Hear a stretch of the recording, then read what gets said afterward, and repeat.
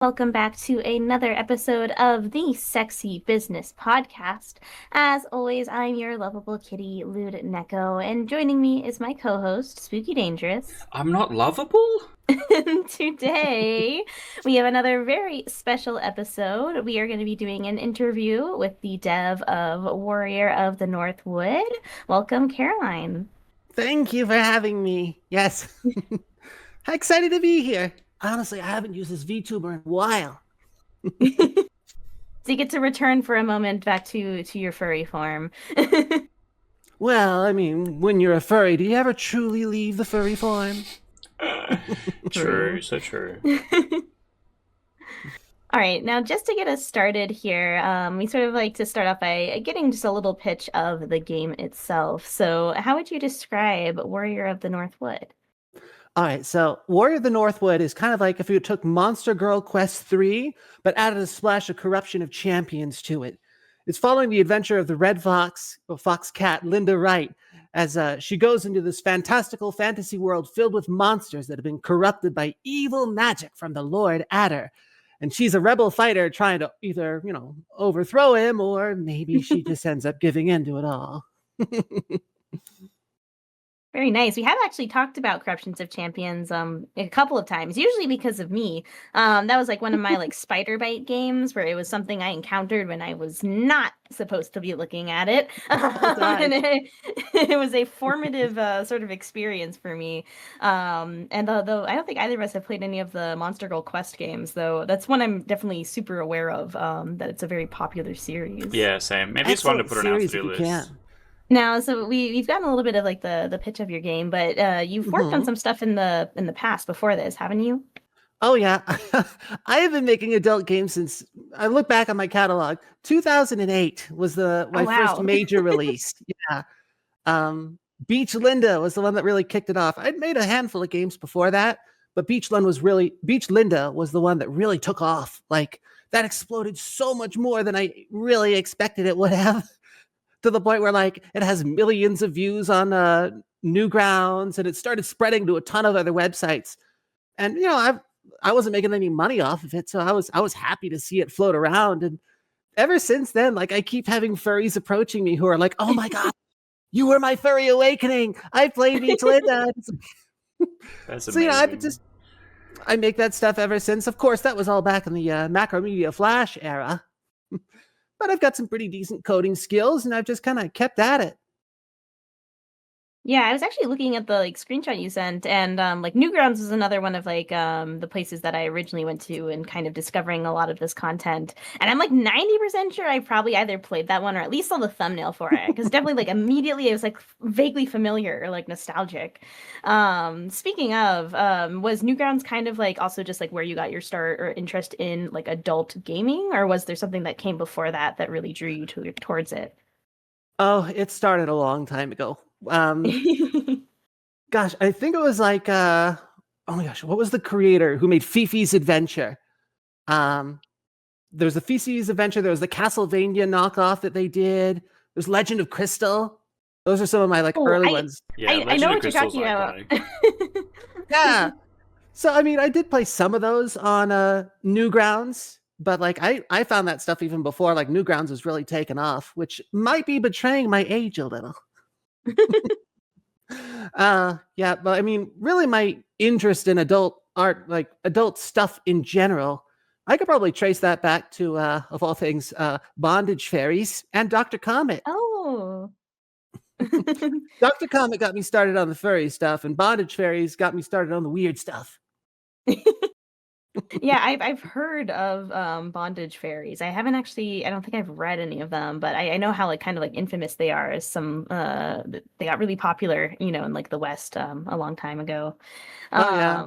If we're gonna be talking about spider bite stuff, that was what I got maybe a little bit too early, but I came from a very repressive religious household, so being able to find that sort of thing was just wow, such an awakening.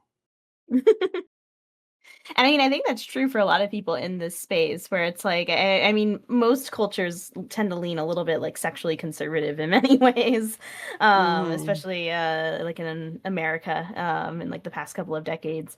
And I think that's like one of the reasons why kind of working in this space is really fun and interesting is that for a lot of people, things like erotica, fan fiction, adult games, or hentai are like some of their first chances at exploring things that just aren't vanilla sex or, heterosexual sex even.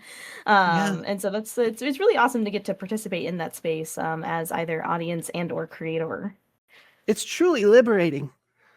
So like, I mean, I started drawing adult artwork. I probably trace that back to about like 2002, I think. It's about when I started drawing like porn in general. And then like as I was playing more adult games, and I was getting further along, it was like, you know what? I could do that too. Because I had my ideas on like the games I wanted to make, the games I wanted to play. And so my whole approach is like, well, I should make the games that I want to play, because if I want to play them, I bet other people want to play them too. So that was what kind of started Beach Linda. I taught myself how to make games in Macromedia Flash. I knew a little bit about programming because I took some programming classes in high school, and I've been drawing for years and years by that point. It's just kind of marrying the two skills together. So when it came to progressing to something like Warrior of the North Wood, I'm assuming you had to learn quite a couple of new skills to do that one. So tell us a little bit about that journey. Oh, sure. I mean, one part of it was being able to draw very quickly, because Warrior of the Northwood has a ton of illustrations in it. It's very illustration heavy. Like every single monster you encounter has 2 unique sex scenes to each one of them.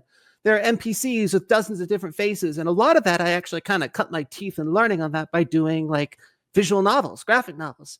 I was doing porn comics for a while, and that teaches you to draw really fast and to draw consistently. So I doing that really developed those skills. And as for like the programming skills, that's just as long as you keep making the games, as long as you keep failing and then researching more and figuring out more, you get better and better. Warrior of the Northwood was definitely the most ambitious project I'd ever done, because a lot of the stuff I did before that was much more kind of open-ended visual novel approach. This is the first time I did a RPG with a combat system in it. And that started out with an ill-fated attempt at building it in an engine called G-Develop 5. And damn me if I am a stubborn bitch.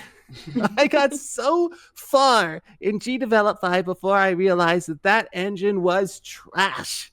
It was not working for what I was using it for. And that prompted me to have to basically halt production and spend the next I think it's been 5 years finding a new engine, learning a new engine, developing it in a new engine, and actually having the spoons to get around to recoding my entire game again. Yeah, I feel that. But that's where we're at. It's really hard to walk it back knowing that you've already invested all this time building something to have to rebuild the whole thing. And look, the first engine is something I've literally never heard of before, so I can't say as to how popular or successful it's been. But since going through and doing this whole big rework and stuff like that, how do you feel it's going so far? Like, do you really see in the new engine just the ability to do so many more cool things, and that kind of inspires you to add extra features and kind of suffer from feature bloat? Or are you just like very much trying to recreate what you had already and then go from there? Or is this how close do you think this new version is to what you had before, or have you kind of spiraled out into something else? This new version has absolutely surpassed the previous version. It is, oh my gosh, Godot is such a good engine to work in. I love it. There's so many resources for it. There's so much I can do in a programming perspective. I was so limited with G-Develop 5. But Godot, it's just got Python. And I learned programming on C++. Python is, easy as pie compared to that. So having the freedom that Godot gives me, where I can actually just write proper code rather than using the building blocks that were in G-Develop 5, not only have I made the game significantly more efficient, because goodness, it ran so poor on the old engine, I've been able to add a lot more features. I've been able to add a lot more visual stuff to it. Something I absolutely love was for all the visual novel portion of the game, which there's a lot of visual novel elements to it, I actually found a plugin for it called Dialogic. And Dialogic handles all of my visual novel components with really nice animations and nice little bouncy stuff. And I can do all of my dialogue as just like dropping building blocks, changing expressions on the fly, adding animations and things. So it makes production now so much faster. It used to take so long to make anything in the old engine, and now with Dialogic, with Godot, I'm moving at like an obscenely fast pace now, and compared to what I was doing before, to the point where, like, when I first programmed this, I wasn't sure if I was going to actually get all the way to the end. I was kind of challenging myself. But now I'm at a point where, like, gosh, this engine's great. It works so well. Yes, I'm absolutely going to finish this. I'm going all the way to the end with this. It will be so easy to do it. And so let's talk about release strategy type stuff, because I like to, Neko hits you with the personal hard-hitting questions, and then I hit you with the business and planning and game development stuff. I'm the sexy, you're the business. That's it. And so you've got the look. We've seen it on itch.io. Is that the main place where you release stuff, or are you also on like a Patreon model or something like that as well? Well, by the time this airs, my Patreon will have gone live. Okay. I'm going to have the Patreon up so I can show people live updates, so I can kind of show the artwork as I'm working on it. If I'm able to sit down and actually set the time aside, I'd love to do streams for my Patreon subscribers so they can actually like watch me work on things, as well as give me inspiration for monsters and stuff. I mean, I've got no shortage of ideas of my own, but I'd love to get feedback from my fans, especially the ones who, support me so much as to actually pay me. Like, if you're going to support me that much, then absolutely. I want you to have that kind of feedback in the game so they can bring the things in that you really want me to. Because that's something I really want to bring to my audience. I have my own fetishes. I have the things that I love to do. And, monster fucking, yay, that's in my repertoire. But I want to see what the people want too. Yeah, we kind of have the same thing where we did a Locktober competition where people that held out the longest were able to make some requests for what stuff to put in the game. Oh, that's fun. And each of them were like niches we'd never ever considered before. And so I'm like, okay, I have to fucking look into sounding and figure out how anyone is supposed to enjoy this, because it's like really far from my wheelhouse. Or like I hand it off to my writer and go, here you go, you have to figure out how to make this sexy, have fun with that. But it means that I would have never considered that people wanted this until someone was specifically like, I want this. And so I think that feedback helps make a really good game, but also helps make kind of a varied and interesting game experience. Absolutely. I mean, this is a stretch goal, an idea that I had for the game, and it kind of depends on how much support I get for the game, depending on if I actually implement it or not. So I was going to have the base game, which is going to be pretty, I say bog standard, but like, it's going to have like the typical monster fucking, a lot of different monsters and a lot of different fetishes that are weaved into that. But I was also thinking, if I get a lot of support for my game, you wonderful, wonderful people, I was going to add 3 optional areas that go into more extreme kinks, the more, varied stuff that might be for more like a specific audience, and make them optional for, the people who wanted to delve into that area. I mean, I think that's a really smart thing to do, because it's one of the things you've talked about before in terms of like making things in this space, is that, it is great to make the things that you want to make. And there's always like an audience for it. Like even like really niche stuff. Like I've talked about in the past, I'm really into like horror porn, which is like an extreme niche. But because I'm really into it, I'm extremely willing to like, give a lot of financial support to the creators who are doing it, because I know it's like, well, if they don't do it, literally no one else will. But on the other hand, one of my secret areas I was going to use. But on the other hand, it's like sometimes, you can play like a visual novel, and on the surface it seems pretty like, bog standard, nothing too triggering or crazy in here. And then they just randomly throw in like one scene that's like a kink that people get really upset about or something like that.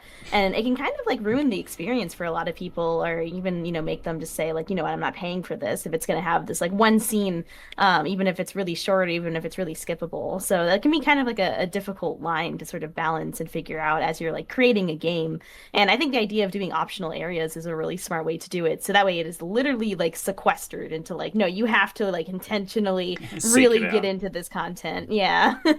It's tough. Yeah, there's also the way that Corruption of Champions handled it. If you remember the mountains, when you get into the mountains, there's a scene where like a colony of worms is there, and it's like, do you want to do like urethra worm stuff? And you can either hit yes or no, and the game will either show you that content, or no, and it won't show it to you. I click yes every time.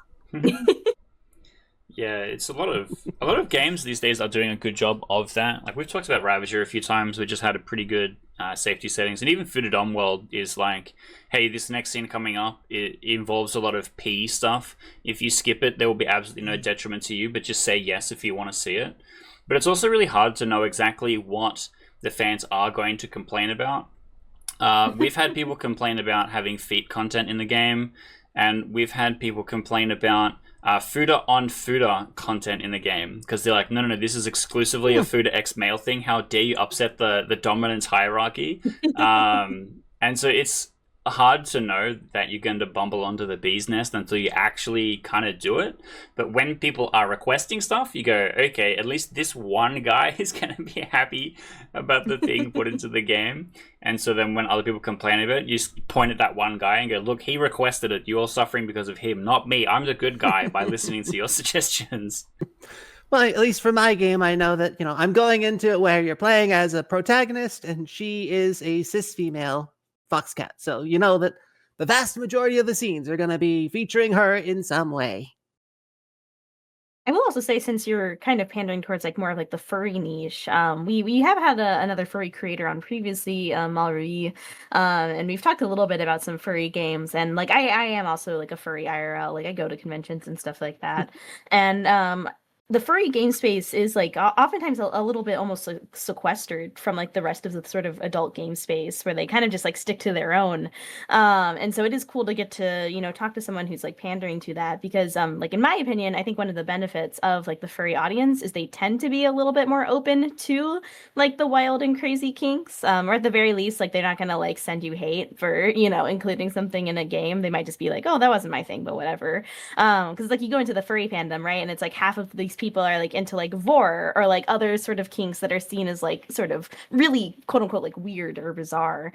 What has been your experience sort of like interacting with like members of like the furry audience as this, not only this game, but like just as your gaming sort of career has developed over the years? So this is what I gotta say.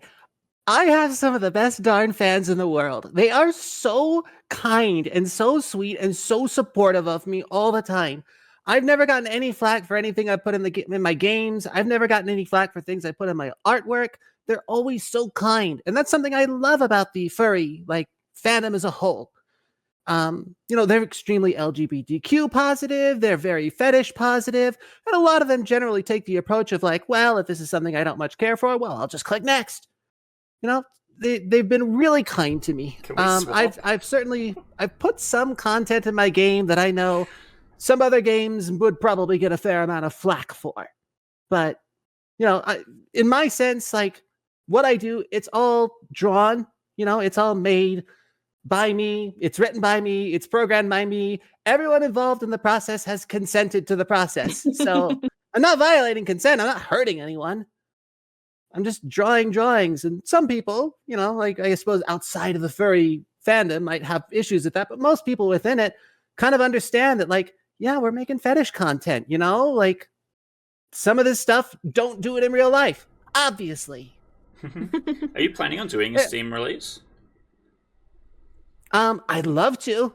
It depends on if Steam is still allowing adult content by the time I finish the game, but I'd love to put it up there. Yeah, it's currently, as I understand it, not allowed to be released into early access, despite me already having things in early access. They haven't revoked it.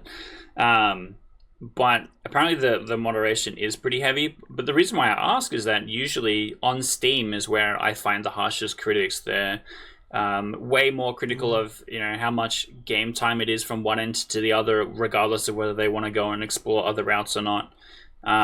And usually like specific content niches and stuff like that, even if you make it really obvious and put it on the tin, you're like, oh, I'm gonna go and play Fuda Flux Femboy or whatever, and then they walk in, they go, oh, there's girl cock in this game, I'm out of here, or whatever. And it feels like the hardest audience to satisfy. But I am curious to see if you go and launch on Steam and then your fans come along and they put a lot of positivity into the comment section on there, and it makes it a lot easier to have a better signal to noise ratio, That's certainly what I'm hoping for, because my fandom is great. Again, I'm going to say it over and over again. I love my fans. You guys are amazing. Thank you so much. And any new fans, I'd love to have you. Welcome to a very positive group of people. We all support each other. Now, in terms of your game, because like I did play a little bit of it, but I didn't get super deep into it, and I was really impressed even with like the little bit that I saw, especially like the fact that there were two different scenes depending on if you like lost versus won, Yeah. to the various monsters. I thought that was like a great detail. That's something I really liked from Corruptions of Champions too.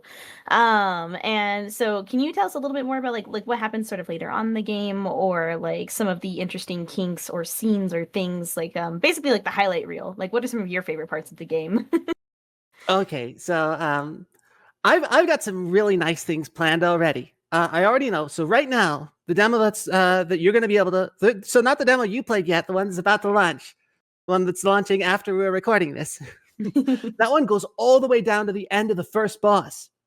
And something I love about the first boss, and really what's going to happen with all the subsequent bosses, is bad ends. I love writing bad ends. You can get really saucy and really creative with bad ends. So yeah, the demo that you're all going to be able to play now goes all the way to the first boss, and I have plans to go all the way to 5 full areas. Each area is going to have a sub area, so technically 10 levels and 5 whole bosses by the end of it. Each kind of in a Corruption of Champions style of like going to different biomes and encountering different types of monsters.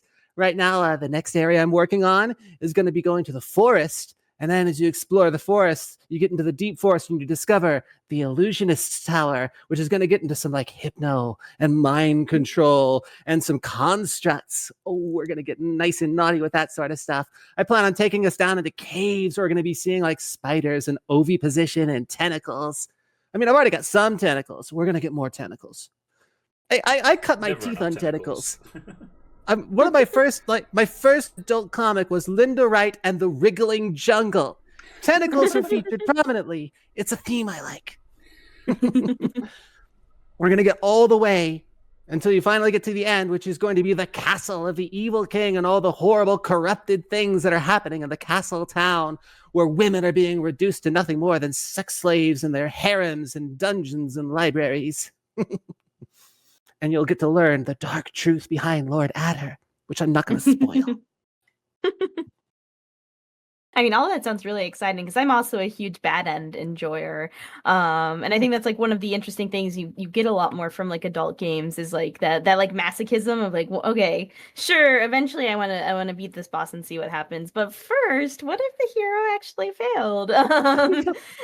It's something you don't really ever get to experience in too many other kinds of games. And plus, of course, if you are an actual masochist or, you know, a submissive or you enjoy those sorts of tropes, definitely bad ends get to play into all of those tasty things. Mm-hmm.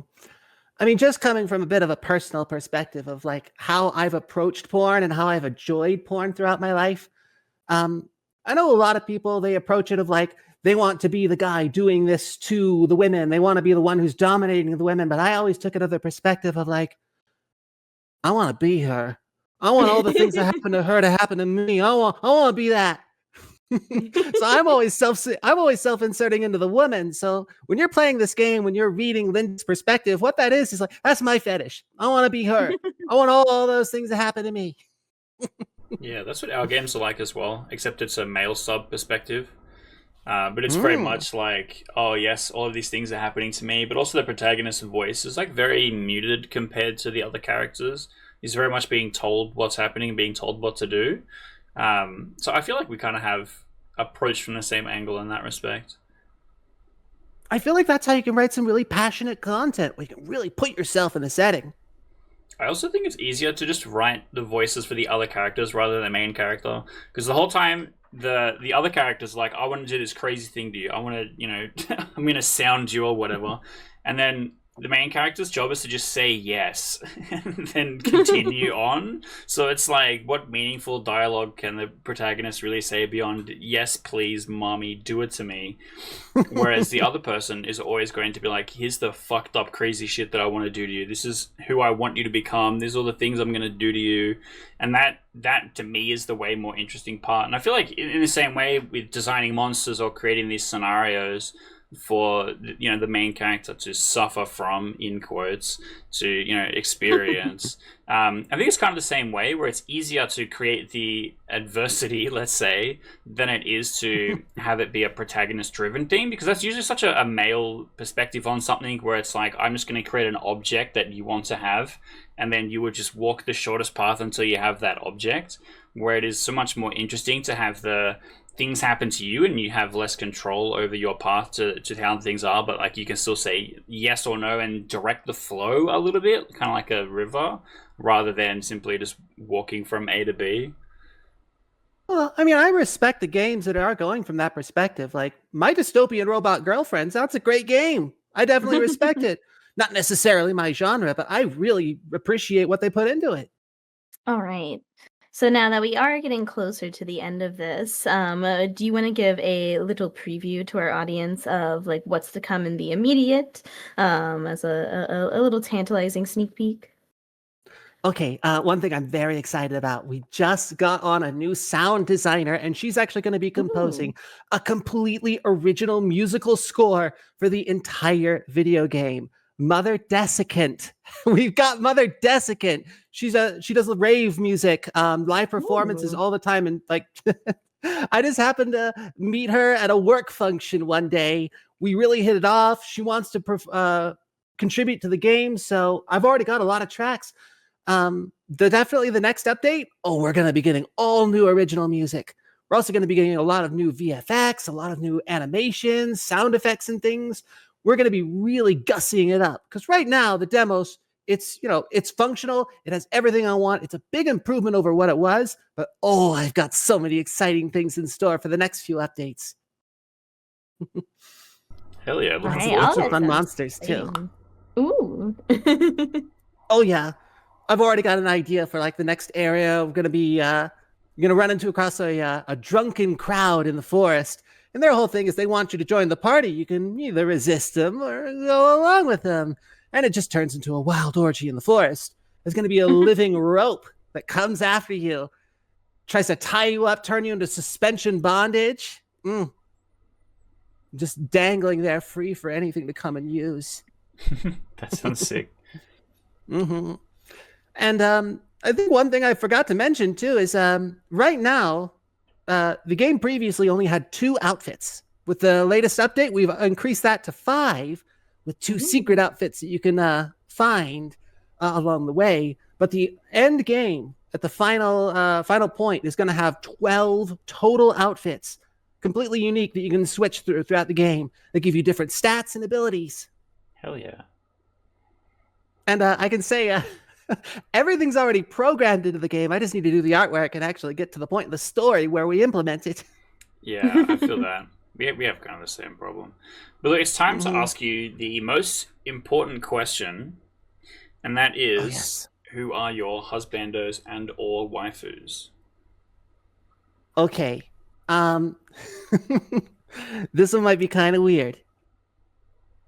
Roger Rabbit. Okay. Yeah, he's so sweet. He's so charming. Like, and he loves his wife so much. Like, oh my gosh, wife guy, absolutely. He's so into his wife, and you know that he goes crazy in the bedroom. Oh my gosh, he can throw hip. He's got you'll have those tune physics and everything. I'm sorry. I know it's a weird one, but like, one of my romantic partners really reminds me of Roger Rabbit, and I've just been kind of feeling that lately.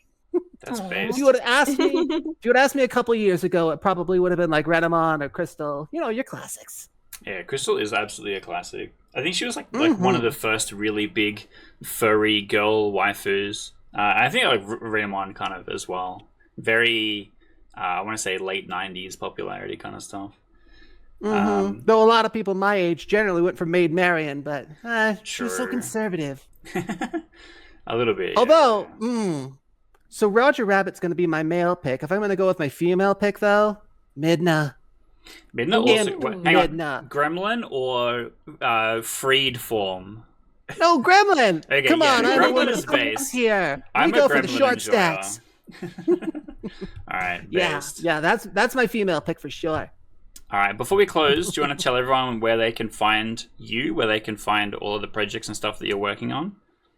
Absolutely. So I am on Itch, Warrior of the Northwood. My creator name is Caroline the Wolf. I also post on Blue Sky and I post on Fur Affinity. Yeah. You can find me on Patreon too to get all the nice juicy stuff. It's gonna be it's actually my Patreon's actually on my old name, my old artist name, because a lot of people who know me from a long time ago know I used to go by the name of Turd Burglar. Amazing. All right, well, Neko, do you want to run us through the closing scripts then? We can wrap this one up.